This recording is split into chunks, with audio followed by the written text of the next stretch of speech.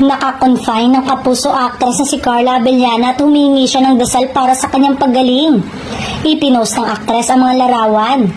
Sa caption niya ay hirap na raw ang actress at tumihiling sa Panginoon na pagalingin na siya.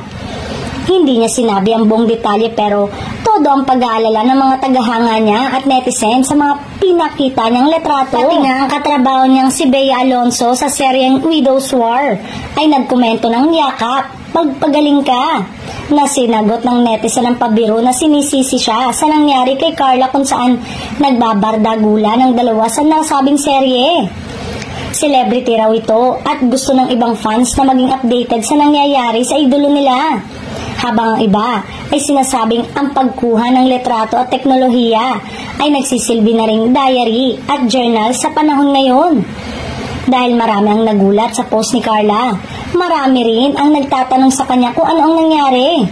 Nakausap si Miss Jackie Cara ng All Access to Artist Management at ayon dito, hindi pa raw alam ang totoong findings sa aktres pero naging sobrang taas daw kasi ng lagnat. Dahil dito ay siguradong hindi pa ito makakabalik agad sa taping ng kasalukuyang primetime series sa GMA7 na Widow's War.